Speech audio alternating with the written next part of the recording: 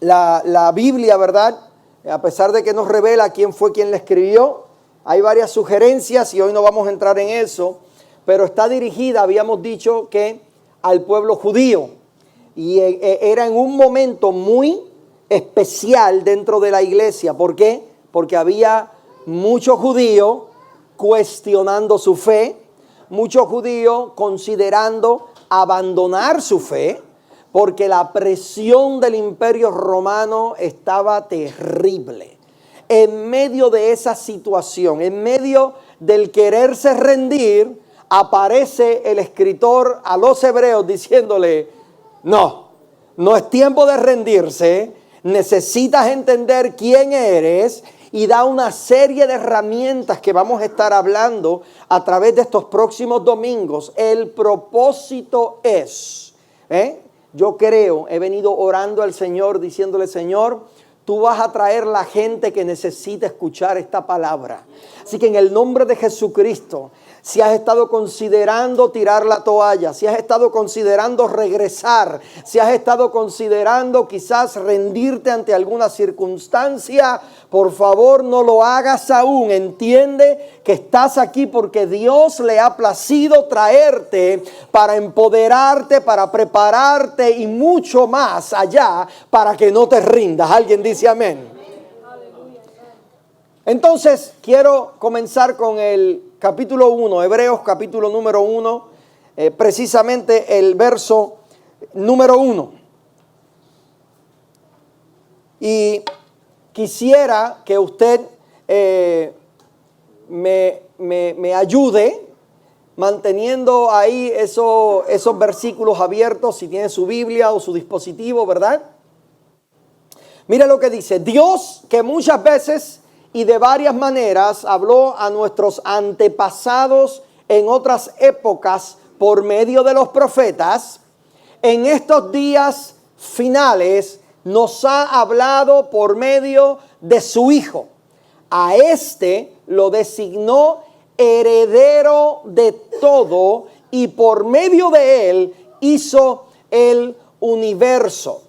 El Hijo es el resplandor de la gloria de Dios, la fiel imagen de lo que Él es y el que sostiene todas las cosas con su palabra poderosa. Por favor, entiende eso: el que sostiene todas las cosas con su palabra poderosa.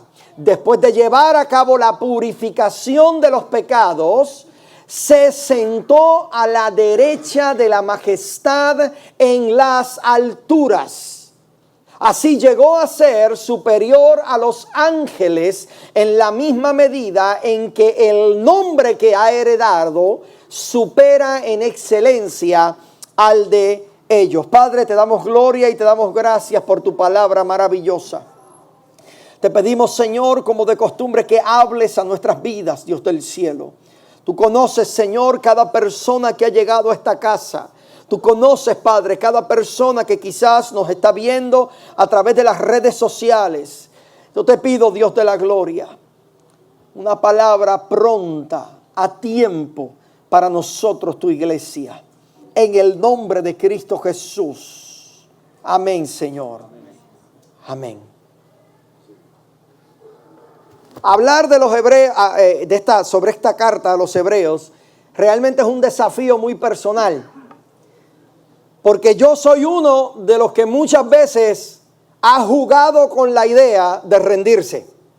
Y yo no sé si yo estoy hablando con alguien que ha estado ahí, alguien que quizás ha considerado rendirse en cuanto quizás su trabajo, alguna relación quizás matrimonial, una relación de noviazgo, alguna decisión que ha tomado y está pensando: oye, la circunstancia lo que me está gritando es que necesito volver atrás o necesito recapitular. Entonces, como yo he estado ahí en varias ocasiones, para mí resulta personalmente todo un desafío hablar acerca de esta palabra.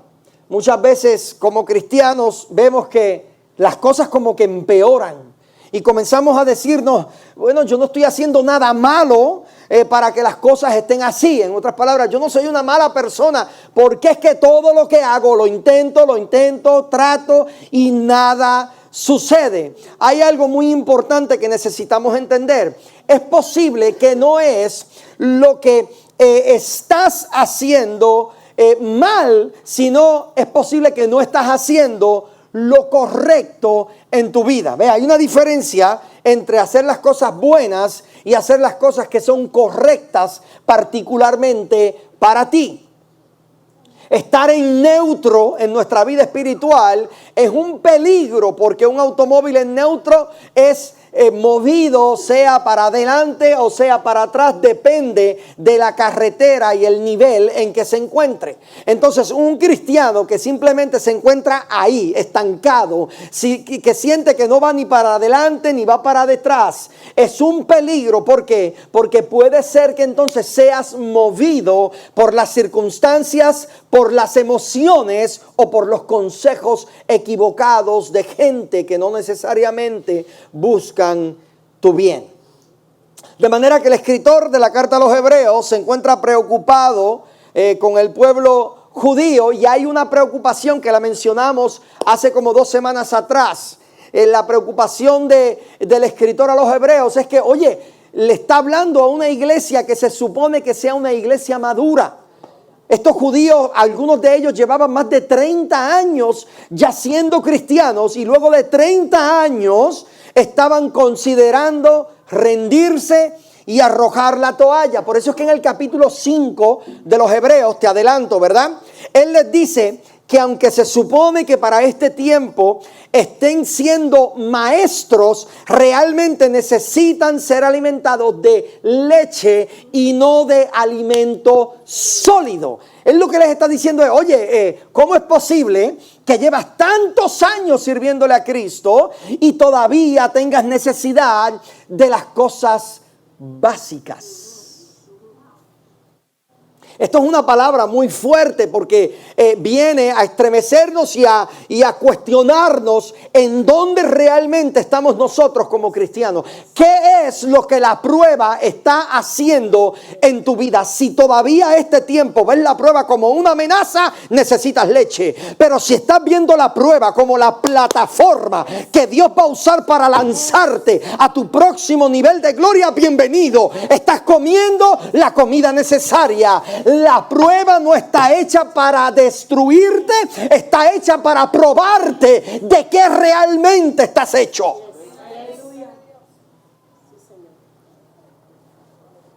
Sé que, entonces, de acuerdo a lo que le está escribiendo esta persona a los Hebreos, es posible ser un cristiano de muchos años, pero todavía ser un bebé espiritualmente hablando. Así que este libro necesita desafiarnos en esta mañana. Entendamos, por favor, que necesitamos no rendirnos. Desde el comienzo, y el tema para hoy es entender quién es el que te está diciendo no te rindas. Porque si hay una persona que está peor que tú, tienes una amistad que está peor que tú económicamente, socialmente, en todas las áreas, emocionalmente está peor que tú. Esta persona te da un consejo y te dice, no te rindas, tú puedes. Hay un dicho en mi tierra que dice, yo tomo las cosas de quien vengan. ¿Alguien ha dicho eso alguna vez? Yo tomo las cosas de quien vengan. Entonces es necesario que en esta mañana usted salga de aquí tomando este consejo de quien venga. Este consejo no viene del pastor. Quien te está diciendo no te rindas es Jesucristo. Y esa es la idea, que es lo primero que pretende plantear como base el escritor a los Hebreos. Lo primero que él desea establecer es, y ponme por favor el primer versículo, capítulo 1, verso 1 de Hebreos. Quiero leerlo para que entiendan. Mira lo que le empieza diciendo. Dios, que muchas veces y de varias maneras habló a nuestros antepasados, que de varias veces y de varias maneras. Lo primero que el escritor desea que se entienda es que en el Antiguo Testamento Dios tenía muchas maneras diferentes de hablar. Él hablaba por profetas, hablaba por medio de ángeles. En una ocasión usó hasta una mula para hablarle a Balaam. Pero lo que el escritor sagrado está diciendo aquí es, eso era en el pasado. Antes Dios utilizaba diferentes formas y hablaba de diferentes maneras. Pero ahora, diga ahora.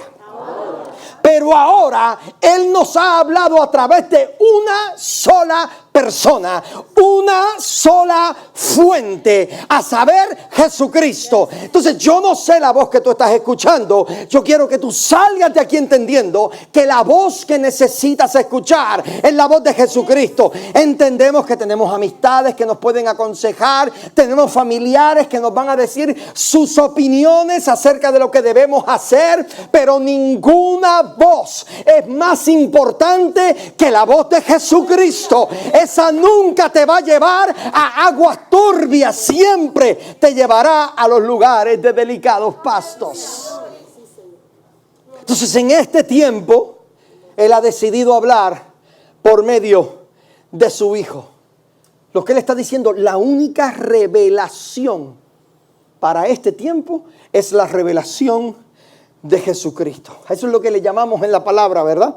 La revelación encarnada. El Evangelio según San Juan, capítulo número 1, dice que en el principio era el Verbo y el Verbo era con Dios y el Verbo era Dios, y dice que el Verbo se hizo carne. De modo que lo que está planteando es que Jesucristo es el que ahora nos revela a Dios en la manera en que Dios desea ser revelado. Luego en el verso número 2 dice, en estos días finales nos ha hablado por medio de su Hijo. Y luego dice, a este lo designó heredero de todo y por medio de él hizo el universo. Escúcheme bien, la segunda mitad de ese verso dice que Él es el heredero de todo. Usted va a ver este concepto en la Biblia en muchos lugares, hablando de Jesucristo como el heredero. ¿Cuántos se acuerdan cuando predicamos aquí acerca de la carta de Pablo a los Efesios? En donde en el capítulo 2, el capítulo 3 habla de cómo fue que Jesucristo, cuando se levantó de entre los muertos, Él fue hecho heredero de todas las cosas. Y dice que cuando se levantó, usted y yo fuimos levantados juntamente con Él. Pero no solo dice eso, va a haber un concepto aquí que más tarde lo vamos a estudiar en un momento, que dice que Él se sentó. Y me encanta ese concepto porque explica, Él se sentó. ¿Y sobre qué se sentó? Sobre todo principado, sobre toda potestad, sobre todo nombre que se nombra, no solo en este siglo, sino también en el venidero. O sea que si tu problema tiene un nombre, ya Cristo se sentó encima de ese problema. Si tu enfermedad tiene un nombre, ya Cristo está sentado encima de tu enfermedad. Pero no solamente eso, Él trajo sillas con Él, para que juntamente nosotros como la iglesia, porque dice que nos heredó Él, como Él fue heredero de todas las cosas, ahora el que lo heredó nos hizo a nosotros también herederos de las cosas que Él heredó. Dice, las entregó todas a la iglesia. Entonces, toda la creación le ha sido dada como herencia a Jesucristo. De modo que Jesucristo es la revelación de Dios. El que la Biblia dice que por Él fueron hechas todas las cosas y sin Él nada de lo que fue hecho hubiera sido hecho. En Génesis se nos revela que Dios hizo los cielos y la tierra y la hizo ¿cómo? Por su palabra. Usted puede ver a Dios hablando y dijo Dios, sea la luz, y fue la luz. Ahora, Juan revela que Jesucristo es el Verbo encarnado de Dios. O sea, que Él es la palabra de Dios. O sea que si Dios en Génesis decía la palabra y la palabra se cumplía, y en Juan se nos presenta a Jesucristo como el verbo, la palabra de Dios, entonces podemos ver que era Jesucristo mismo dando la palabra, porque Juan 1 verso 3 dice que sin Él nada de lo que fue hecho hubiera sido hecho, porque cuando Dios hablaba, la palabra que se escuchaba desde un principio era la palabra de Jesucristo. ¿Por qué necesitas entender esto? Porque si el que está diciendo no te rindas es Jesucristo, tú puedes entender que es el que está hablando la misma voz que ordenó este mundo en existencia. De acuerdo como dice Job, ¿verdad? El que creó todo y cuando creó al mar, le ordenó al mar diciendo: hasta ahí llegarás y ahí parará el orgullo de tus olas. Esa misma voz es la que hoy te dice: no es tiempo de rendirte. No es tiempo de mirar atrás. No es tiempo de soltar lo que yo he comenzado a hacer en tu vida. Luego el verso 3. Mira lo que dice el verso 3. Él es, el Hijo es el resplandor de la gloria de Dios. La fiel imagen de lo que Él es. Y luego mira lo que dice. Y el que sostiene todas las cosas con su palabra poderosa. O sea, que si hoy en día estás aquí, es porque Cristo no ha dado la palabra para que no sigas. Que si hoy en día tu matrimonio ha podido sobrevivir los embates que ha sobrevivido, es porque Cristo es quien sostiene tu matrimonio. Que si todavía no te has ido a quiebra, es porque Cristo sostiene tu finanza. Que si todavía estás con vida, es porque Cristo te ha mantenido con vida. Él es el que sostiene todas las cosas. Cuando tú entiendes que Él es el que lo sostiene todo, cambia tu adoración a Él, porque tú sabes que no depende de ti. Porque tú estás consciente que si no fuera por Él, hoy en día estarías perdido. Que si no fuera por Él, no estarías aquí presente. Que Él sostiene todo. Pero en ese mismo texto, luego dice que no solamente sostiene todas las cosas, sino dice un concepto muy lindo. Dice que se sentó. Cuando yo leo este concepto, en el Antiguo Testamento, cuando venía el sacerdote en el día de la remisión de los pecados para hacer un sacrificio, ¿verdad? Usted nunca va a encontrar en el Antiguo Testamento algún libro donde diga que en el lugar donde se hacía el sacrificio había una silla. Todo el tiempo que se hacían sacrificios, los sacerdotes permanecían de pie. No había un lugar en donde el sacerdote pudiera sentarse. ¿Por qué? Porque en el Antiguo Testamento el trabajo de un sacerdote nunca terminaba. ¿Alguien aquí ha sido gerente para alguna cadena de restaurantes o algún trabajo donde hay que estar parado todo el tiempo? Y usted como gerente, ¿qué usted hace si en el momento del rush, en el momento de mucho trabajo, de mucho jale, usted ve que hay un empleado sentado?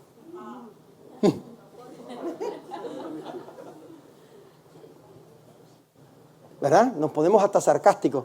Oh, qué bonito. ¿Verdad? ¿Por qué? El trabajo no se ha terminado. Y si el trabajo no se ha terminado, no puedes sentarte. De hecho, yo aprendí con mi primer trabajo, ¿verdad? Fue en la cadena de restaurantes, te la digo en español para no darle promoción, ¿verdad? El rey de las hamburguesas. Entonces, recuerdo que el manager, el gerente que me estaba entrenando, yo escuchaba que él le decía a los empleados una expresión en inglés. Él se les acercaba y le decía: if you have time to lean, you have time to clean. Así les decía. Y si tienes tiempo para recostarte, tienes tiempo para limpiar. Entonces, no porque no hay, es que no hay clientes. Bueno, no hay clientes, pero hay platos que puedes lavar, hay utensilios que puedes lavar, puedes barrer, puedes hacer algo. Entonces, el sentarse implica una obra terminada y que ahora puedes, ¿qué? Descansar. Entonces, en el Antiguo Testamento, No había una silla en ningún lugar. ¿Por qué? Porque el trabajo del sacerdote nunca terminaba. Porque el sacerdote entraba al lugar santo a ofrecer sacrificio, pero él sabía que tenía el año que viene que volver otra vez con otro cabrito, con otra ofrenda, para derramar sangre, para volver otra vez a lidiar con el pecado de la gente. Y él sabía que luego de esa próxima ocasión, por ahí venía otro año más. Entonces esto era una constante rueda de sacrificio. No terminaba el trabajo sacerdotal. Ahora bien, la palabra del Señor enseña que Jesucristo, como nuestro sumo sacerdote, entró de una vez y para siempre. Lo que eso significa es que este sacrificio no era el mismo sacrificio que ofrecían los sacerdotes.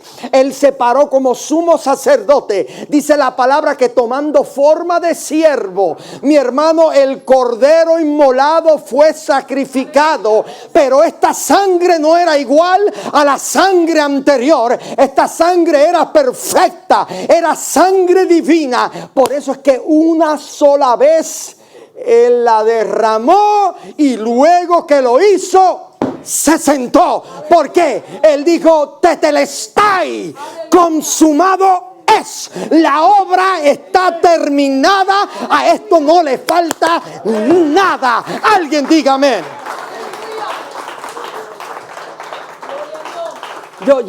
Yo sé que hay mucha gente que le encanta seguir ofreciendo sacrificios por sus pecados. Yo me imagino a Jesucristo diciendo: pero ven, ¿no te bastó? ¿Qué acabamos de cantar? Jesucristo, basta. Tú tienes que llevarte esta palabra para tu casa. Yo no sé el pecado que has cometido, yo no sé tu tentación, yo no sé con lo que tú trabajas, yo no sé con lo que tú estás trabajando en tu privacidad, pero Dios quiere que sepas que Él entró al lugar, Él sacrificó, Él derramó su sangre y lo hizo una sola vez. Y ese único sacrificio, dice la Biblia, cubrió multitud de faltas. En otras palabras, no faltó un solo pecado que no hubiera sido cubierto por la sangre de Jesucristo. ¿Qué evangelio es el que predicamos?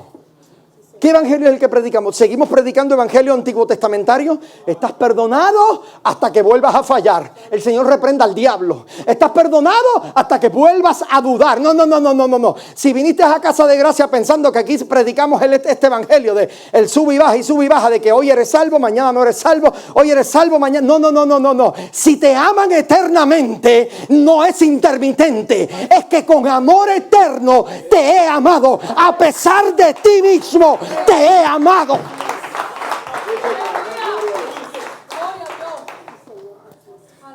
El sacerdote en el Antiguo Testamento lo que hacía era pagando por tus pecados a cada rato. ¿Alguien aquí alguna vez puso un layaway? ¿Quién se acuerda de los layaway? Tú comprabas una lavadora, pero no tenías el dinero para la lavadora. Entonces decían: da $35 de layaway. Y ahí estaba la lavadora, estaba reservada. Era tuya, pero no era tuya. Era tuya, pero no la habías pagado. Entonces, cada vez que tú pagabas, tú estabas dando un aporte para tu layaway. Tú sabes que el colmo de los colmos, te voy a confesar algo. Cuando yo estudiaba aviación, tenía un amigo, tenía un tatuaje así le cubría todo el brazo.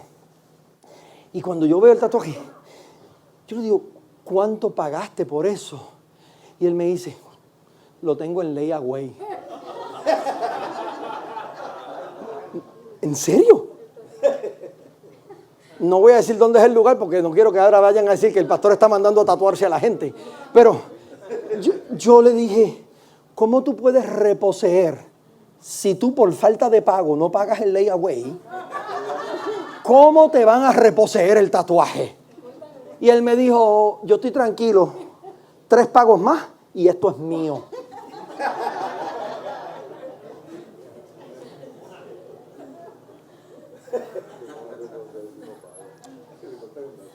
Eso era lo que estaba haciendo el sumo sacerdote, cada año pagando por tu pecado, cada año poniendo un cabrito más, un derramamiento de sangre más, hasta que vino Jesucristo a dar Él pago final.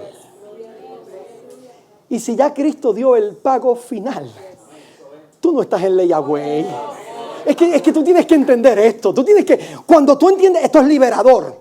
¿Ves? Porque esto le quita el arma al enemigo de hacerte pensar que porque pases por lo que pasa, ya dejas de ser. Yo quisiera saber algo que impida que este muchacho siga siendo hijo mío. Nada de lo que él haga o no haga impide, porque él es hijo mío por nacimiento, no por lo que haga o por lo que deje de hacer. Aunque a veces quiera arrancarle la cabeza.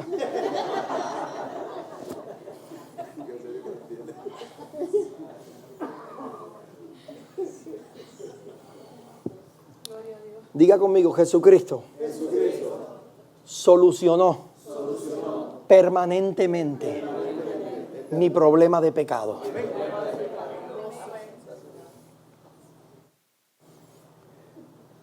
Por eso es que entonces en Hebreos 1:3 dice que Jesús se sentó porque la obra está completa. Ok. En estos tres textos, mire todo lo que hemos repasado. Oiga bien, ya terminé, Juan, ya te puedes venir. Oye. Hasta ahora, en estos tres textos, estudiamos. Cristo es la revelación de Dios. Porque dice que Dios, habiendo hablado por mucho tiempo, ahora nos ha revelado a través de ¿quién?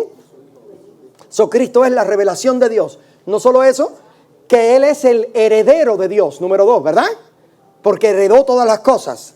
Número 3, Él es la representación de Dios, porque es igual a Dios en todas las cosas. No solamente eso, dice que sostiene. Entonces Él es la fuerza sostenedora de Dios. Y número 5, Él es la satisfacción perfecta de Dios. ¿Por qué? Porque habiendo dejado su trono y sacrificó su propio cuerpo, hizo pago perfecto, habiendo quedado satisfecha en su totalidad la obra de regeneración.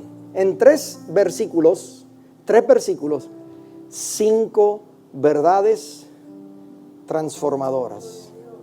Y todo eso, Él está hablando de quién es Cristo. ¿Para qué? Para que tú sepas quién es el que te está diciendo, no te rindas.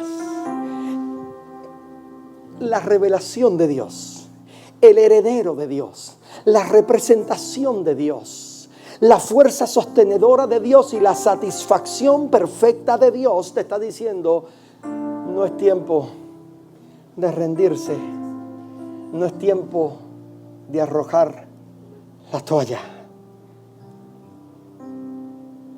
Qué nombre tan grande este. El verso 4 termina diciendo acerca de su nombre. Así llegó a ser superior a los ángeles en la misma medida en que el nombre que ha heredado supera en excelencia al de ellos. Salmo número 8 habla del nombre de Dios. Y dice, oh Jehová, Señor nuestro, cuán glorioso es tu nombre sobre toda la tierra. Cuán glorioso es tu nombre. ¿Quién es el que te está diciendo no te rindas? ¿Quién es el que te está diciendo no es tiempo de mirar atrás? Hay alguien aquí que necesita llevarse esta palabra para su casa. ¿Qué has estado evaluando en tu vida? ¿Qué cosas has estado maquinando en tu espíritu? ¿Qué proyectos has estado por darlos por vencidos? Aguántate ahí. Vengas el próximo domingo, porque yo creo que Dios desea establecernos en su palabra.